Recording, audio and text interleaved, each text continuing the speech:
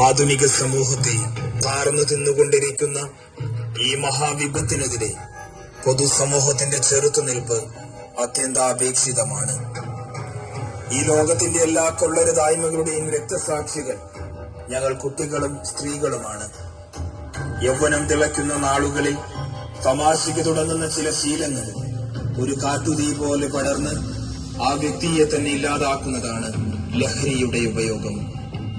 നൈമിഷികമായ സുഖത്തിനു വേണ്ടി സ്വന്തം ശരീരത്തെ ലഹരിക്ക് അടിമപ്പെടുത്തുന്നവർ ചിന്തിക്കുന്നില്ല, അവർ യഥാർത്ഥത്തിൽ സമൂഹത്തിന്റെ ഒന്നാകെ പൊതുശത്രുക്കളാണ്.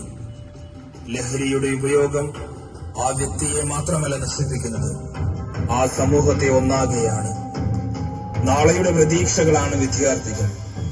ഇവരുടെ പിന്നാലെ ലഹരിയുടെ കഴുകൻ കണ്ണുമായി നടക്കുന്നവർക്ക് അർഹിക്കുന്ന ശിക്ഷ നാം ഉറപ്പാക്കണം. ലഹരിയുടെ വേരറക്കുവാൻ സമൂഹം ഒന്നാകെ ജാഗ്രത പാലിക്കണം. ഓർക്കുക, ഒരു തിരിച്ചുവരവ് അസാധ്യമാണ്. ജീവിതത്തിന്റെ പുതുലഹരിയിലേക്ക് ഏവർക്കും സ്വാഗതം. സന്തോഷവും സമാധാനവും നിറഞ്ഞ നമ്മുടെ കുടുംബാന്തരീക്ഷത്തിന്റെ ലഹരിയിലേക്ക് നമുക്ക് ഒരുമിച്ച് യാത്ര ചെയ്യാം.